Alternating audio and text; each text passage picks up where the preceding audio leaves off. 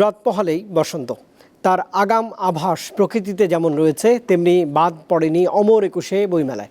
প্রতিদিনই আলাদা সত্তা নিলেও ১৩তম দিনে বসন্তের আবহে মেলায় বইপ্রেমীদের সংখ্যা ছিল চোখে পড়ার মতো। আগামীকাল বসন্তের প্রথম দিনে ও বিশ্ব ভালোবাসা দিবসে বই পোকাদের সরব উপস্থিতির আশাবাদ লেখক প্রকাশকদের। বসন্ত শুরুর একদিন আগে থেকেই যেন বাসন্তী রঙে মেতেছে অমর একুশে বইমেলা।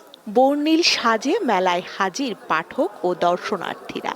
আজকে বসন্ত না হলেও বসন্তকে আগে থেকে বরণ করে নেওয়ার জন্যই আজকে আমরা এভাবে সেজে এই যে কালকে হয়তোবা এরকম কোনো কিছু চাচ্ছি না, দ্যাটস ওয়াই ভাবলাম যে আগের দিনে আমরা বসন্ত লুকটা ক্রিয়েট করি এবং নিজেদের মতো একটু ঘুরে বেড়াই। ১৩তম দিনে হলুদের আচ্ছাদনে মুখরিত অমর একুশে বইমেলার আঙিনা।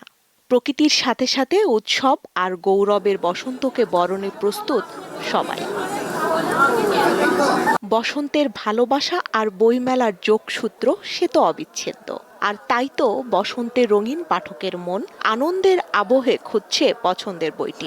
এখন মনে হচ্ছে যে হ্যাঁ বসন্ত বসন্ত ভাব লাগতেছে, যে হ্যাঁ কালকে থেকে শুরু। অনেকগুলো বই কিনেছি, ইনশাল্লাহ আমি এগুলো পড়বো। হুমায়ুন আহমেদেরটা সবসময় পছন্দ এবং তার এই যে কোথাও কেউ নেই এইটা আমার সবসময় ভালো লাগে। উৎসবের আমেজে বই পোকাদের আনাগোনার সাথে বিক্রি বাড়ায় খুশি বিক্রেতা ও প্রকাশকেরা। কালকে 14ই ফেব্রুয়ারি ভ্যালেন্টাইন্স ডে, সাথে হচ্ছে গিয়ে বসন্ত, শুক্রবার, সব মিলে আমরা অনেক আশাবাদী।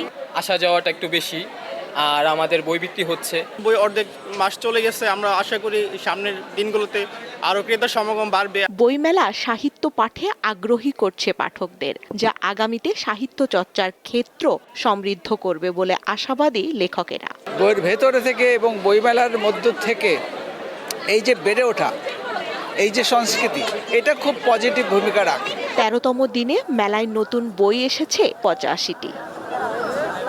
স্বস্তিকা সিংহ, দীপ্ত সংবাদ, ঢাকা।